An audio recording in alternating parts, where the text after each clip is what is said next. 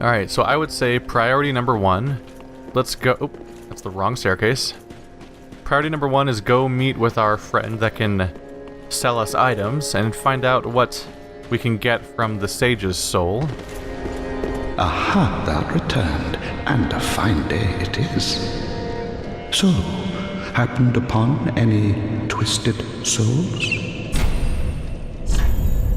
Alright, let's look for that. Oh, Crystal Sage gives you Crystal Hail. Cast a cascade of small crystal soul masses from sky. Unique sorcery developed by extraordinary preacher twins known as the Crystal Sages. Cast a cascade of small crystal soul masses from above. Crystal soul masses have piercing qualities. In a pact said to have been formed long ago, one of the sages allied with the Undead Legion in order to train the sorcerers of Farron. I wonder if the other sage is going to turn out to be inside of the... Oh, yeah. It said one's with Farron. I wonder if one of them is the one we fought and the other one is going to be in Farron Castle. Or it could just be there's only one, period. And the other one's just some lost character we never see. We can also get the Crystal Sage's rapier. Ooh, that's relevant to my interests. And it has a scaling of E with dexterity. Less relevant to my interests. But hey, those are Crystal Rapier, matching with the fact that Dark Souls 2 had a Crystal Rapier in its last DLC. But yeah, it scales best with your intelligence stat, which I don't really plan on investing much in. Thrusting sword with tiny crystals scattered across its blade, used by the Crystal Sages for self-defense. The crystals boost the magic damage inflicted by the sword and the item discovery of its wielder, fruits of a lifetime of research conducted by the sages. And it has the same moves as a normal rapier as far as the stance stuff goes. Item discovery, huh? Any other Crystal Sage items? Nope. Now, That'll be that for now. Let's go ahead and make our way over to... Where is she? This way. Let's go buy that key. Ah. Here we go. 20,000 for the Tower of Key. That takes me down to 5,900, which is a very low amount. Do I want anything from you? Leather exile set. Look at that. It's because we defeated the exile warriors back there. Iron Mask of the Watchdogs of Farron's Keep. After the Legion's Watchers became Lords of Cinder, the wolf blood dried up and Farron was consumed by a festering wood. Within the wood, an emaciated old wolf commands Watchdogs to defend the sanctity of the sleeping warriors. Oh, okay. Both the exiles were surely watchdogs themselves, for Farron has always been a land of itinerance. There's an old wolf controlling watchdogs in the forest. All right, we're about to meet like like some sort of like corrupted Sif, aren't we? Artorias' dog. They're trying to pull on the heartstrings of everyone's most memorable boss fight from the first game. Not much else going on here with the descriptions, I don't think. Ashen one. Probably not going to buy those right now. On that topic, though, we also had the Fallen Warrior set, because they're just showering us with items right now. There it is, Fallen Knight Armor. Let's just put the whole set on, just to refer to what it looks like. I think I've seen it before. It's the one that has like a triangle helm. But anyway, armor of an order of fallen knights who disbanded and fled, but met untimely deaths. The drab tattered cloth conceals tough black metal, which provides dependable protection from fire. It is just possible to make out the majestic gold engravings on the surface.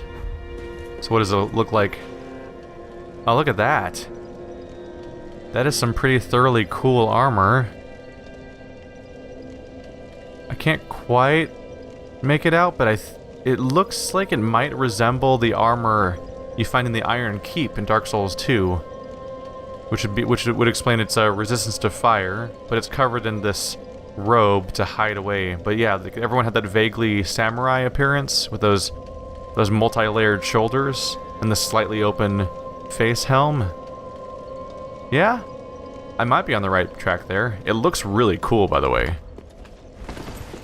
And it does not seem to make me fat roll, because it seems to stop me right at 70%. Yeah, I like the idea of looking like this. Could be fun. But I think I want to swap the pants out for something lighter if I can. Yeah, Mira is significantly lighter and seems to fit for the most part. Without taking me over 70. Yeah, let's look like this for a bit. I like the general look. So up here should be where I got. Alright, I'm gonna need you to load what's behind these doors, please. Okay. Wait, this is the gate though. No, it's not. Yeah, I'm gonna have to wait for the game to load, I guess.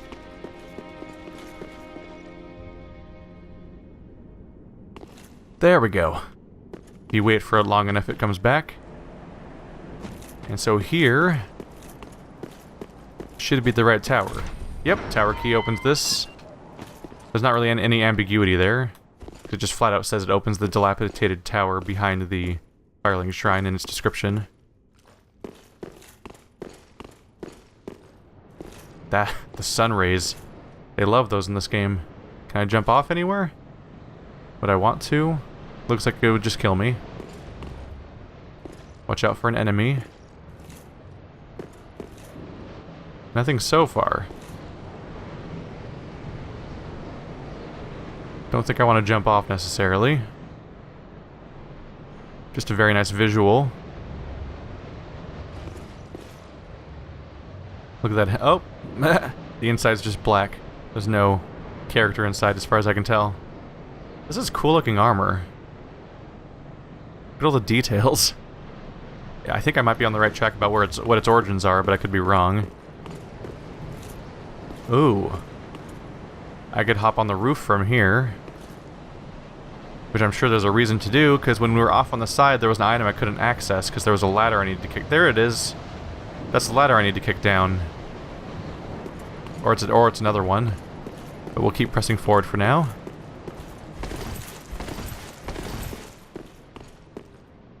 Elevator keeps going. How many details are there? There's an item down there too. Oh right, I'm taken aback by how much exploration might be involved in Firelink Shrine. You can jump on that casket down there for another item too. Giving me those feelings from the Grave of Saints, I believe it was called. You had to go past the Grave of Saints to get to the gutter, but the Grave of Saints itself was the place where all the Grave of Saints itself is where they hid all these special items. Let's see. Was there a place to drop down to along the way? I don't think I saw one. It might be worth putting the elevator up, but watching it go without me to see if there's something there. Yeah, there was a lot of awkward platforming where you tried to hop onto caskets in the Grave of Saints. I had a few deaths around there. This place is huge. Is it just like this for the sake of it, or is there a drop-off? You've been invaded by Fencer Sharon. I don't think there's much to do here, unless there's an illusionary wall.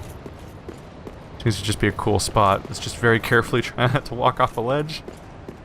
Carefully. Alright, where do you go? This place is huge. There's an item up here. That's my dead end I met a second ago. Any traps? It's a bell tower. Oh. A firekeeper soul? Is that a dead firekeeper? Right, because they said that the firekeepers, when they're expired, get sent up onto this tower, right? It's where they put them? Is there anything else to do right here? I think that drop-off point is where I was just walking around on. It seems like a dead end, so the next step would be to explore that roof and to check out any of those little drop-off points down there. Look at that! You can see the boss fight from the beginning. You could probably almost make out the spawn point. Oh no, you can't. It'd be behind that gate. Because right over there on the left was the first bonfire you ever find. Then that's the first boss fight. And then there's the path up to the Firelink Shrine. Really good effect having all the wind kick up when you get up here. Just to make you feel really high up. Firekeeper soul. Soul of a firekeeper who returned from the abyss. This firekeeper preserves the bonfire and serves as its champion. Oh, serves its champion. She is said to have soothed and accepted the dark sigil, which has tainted her soul, and yet her soul will one day embed itself in the bosom of another firekeeper. There's a dark sigil right there. A black gaping hole in the flesh that resembles the brand of an undead. The darkness of humanity seeps from this bottomless pitch-black hole, the gap filled by the accumulation of the curse. This dark sigil will never heal, but there is a tale told of a firekeeper who returned from the abyss and brought great comfort to a bearer of the curse. So I just got the firekeeper soul that can help you cure your hollowing, right? The dark sigil? Is that supposed to be what increases your hollowing stat? Yeah, I have 2 hollowing right now.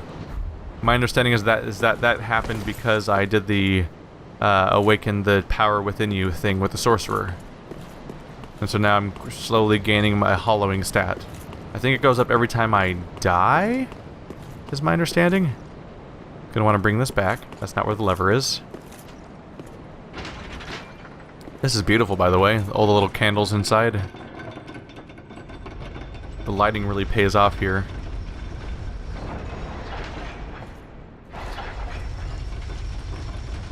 So I believe the next step will be to send this up without me and see if it gives me an extra opportunity. That looks like a death hole. Yep. So no. Not this time. So I can hop down there, which would be relatively easy, but there's not much reason to. Well, it's the safe way down is the reason to do that. But this risky way down would give me access to an item, potentially, which seems like the smart thing to do. But doing so while wearing virtually anything is just asking to take extra damage. I don't really feel like going through my rings again. Oh god, you make little foot slappy noises. Poor guy. So this should reduce my fall damage, hopefully, but there's only so much that can be done, right? This will not go well. Alright, so it's right here. Well, we're at Firelink Shrine. It's going to be easy to respawn. Ow, no! That's not nice. I landed right on it. I'm not sure what else I was expected to do there. I'm not sure what's expected of me. What if we just roll out? Nope, dead. Well, this is a little bit annoying.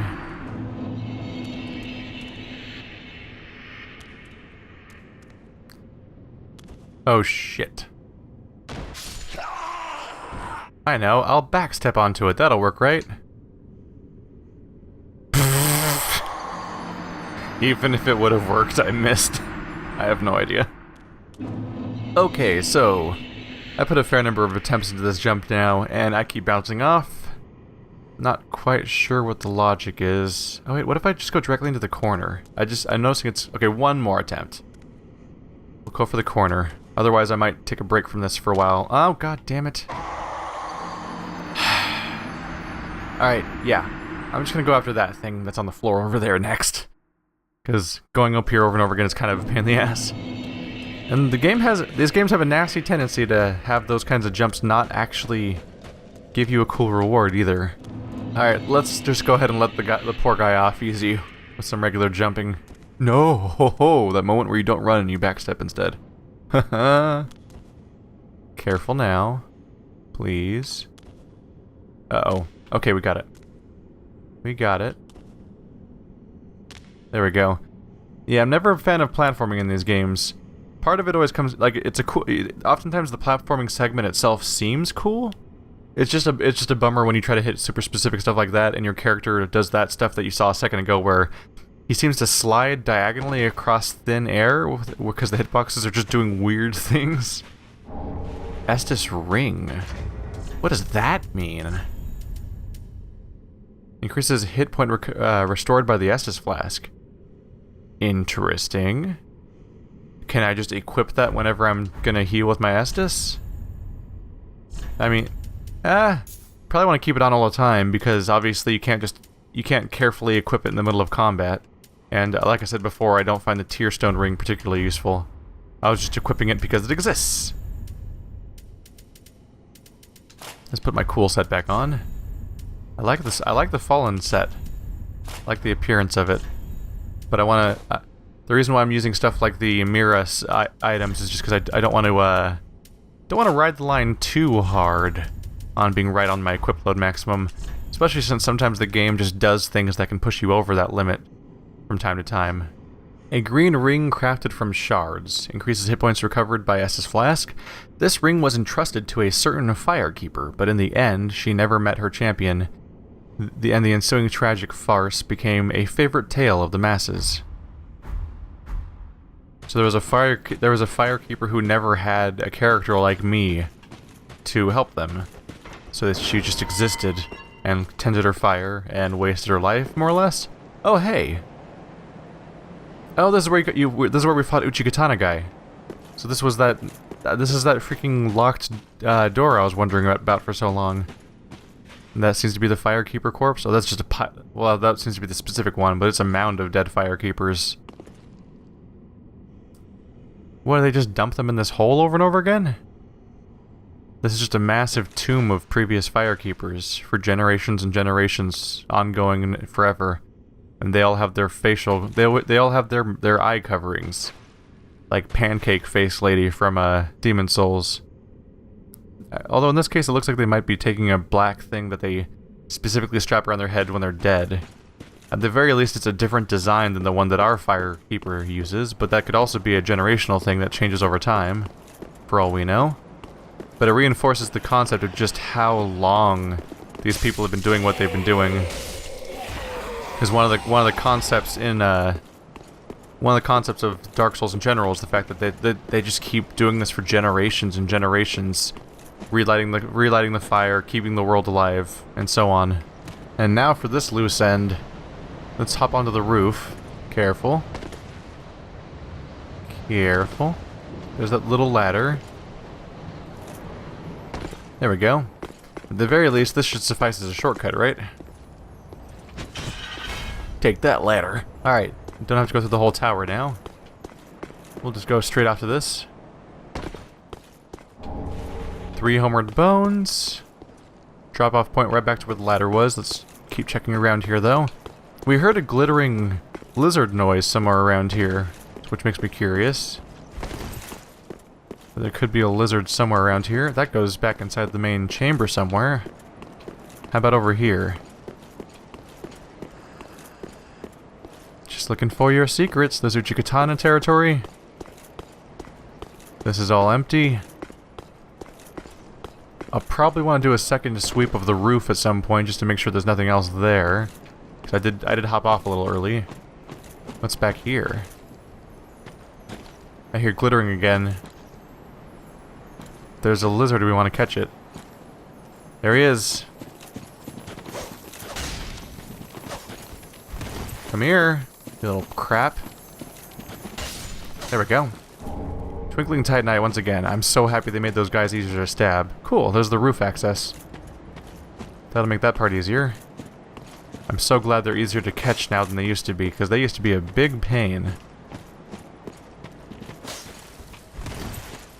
As someone who's a big fan of thrusting weapons in particular, they were a problem. But, I had playthroughs where I would give up on trying to catch certain lizards, because I just was infuriated by them. In my playthrough where I used rapiers, and I also had scimitars in my inventory, and even a few spears to go through, in Dark Souls 2, I hit the part in, that one poison area with all the poison clouds, where they taunt you by having, like, 3 or 4 crystal lizards all jump into holes, and I would sit there and rest at the bonfire and then charge with them and try to hit them, and then rest at the bonfire and try again, and I would just keep going, and it would take like 10 attempts sometimes. I'm like, why? Come on, man, it shouldn't be this hard to just hit a thing. These fucking hitboxes. And I don't even know if I got him. I might have just given up. It clearly wasn't that mandatory to my playthrough because I went on anyway. Hello. You. Me, pickled pea.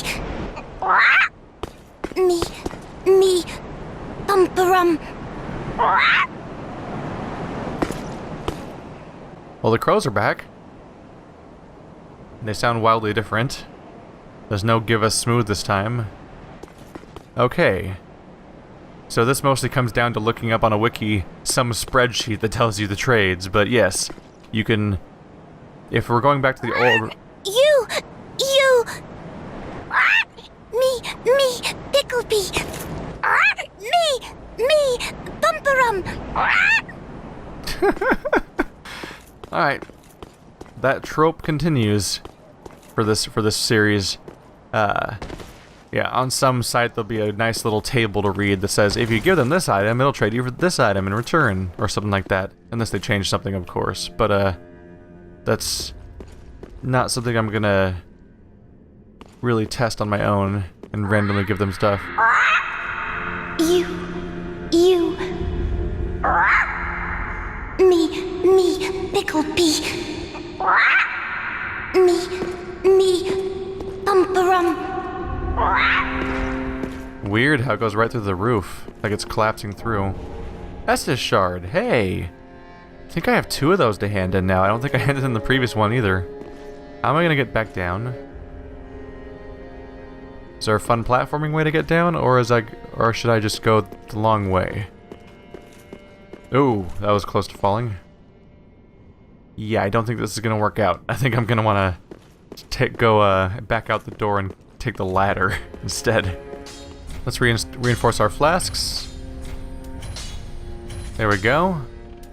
And so now we have 6. We can go to 6 and 2. I like that. I like that allotment. We've increased it by 2. Can I reinforce my rapier? We now need large titanite shards to continue. Good to know. So now if I want to, I can put the rest of my titanite shards up when I get 2 more towards my refined spear or a whip or something like that, because my main weapon no longer needs them. Pretty be careful. Could also upgrade my weapon if I want to. Iron my shield. Do you sell shards of any kind for titanite? No. Ooh, the sage's big hat is here. Enormous hat that completely obscures the face. Belong to twin gurus known as the Crystal Sages. The pair are said to be successors to the great sage Logan. Oh, that's very specific to find out about. And this big hat is a symbol of their pedigree. That's a good detail to pick up on that I went past originally, I think. Okay. So they're descendants or pupils on some level after Big Hat Logan. Do I have enough to level up? Yeah, I figured it'd be close if I'm there. I can get 2 more damage on dexterity, or I can increase my faith by a bit, which has the depressing effect of making almost nothing move, except making my dark increase by 1. Huh. Or I can go for attunement, which would give me extra FP. And, oh, 2nd attunement slot. There we go. I can give them the Firekeeper soul, but I don't know if I want to yet. It didn't say anything about an Estus flask like it did originally. I might want to research that. If it has an impact on the hollowing, I need to figure out whether or not I want that to do, whether or not I want hollowing or not, because that might be a bit of a one-directional thing otherwise. Well, let's go ahead and tune a 2nd spell. Don't need an extra heal, so we'll go for let's experiment with force. So here's force. It's an AoE knockback, usually. We'll experiment with a little bit to see how useful it might be in combat. But otherwise, I'll probably switch to Caressing Tears to help me survive the, among other things, that poison swamp that we're going to be coming up to soon. Do we have a new reaction to you from the deaths that I've had? Oh, our champion of Ash. Welcome back. I would do anything for my master. Just say the word. Well, it's cordial. Oh, we can draw out true strength. Then shall we begin? Bearer of the dark sign, let your true strength shine. So I must have died enough to get another free level up. Okay. We'll go a little dexterity. Get another 2 damage added up. Can I do it again? Then shall we begin? Bearer of the... How often can I do this? Oh, it's gone now. Alright. Be safe. champion of Ash. Does he have, I wonder if he has new dialogue, actually. Nope, that's the same old dialogue. Same old dialogue. How's my hollowing stat doing? My hollowing is now at 7. Oh. I probably qualified for more opportunities to draw out my true strength because I, kind of, sort of suicided off of a cliff over and over again trying to do that one jump. Does my face look bad now? Well, worse than it started out as? Looks still pretty normal for now. We'll see how that goes. This is such a great helm.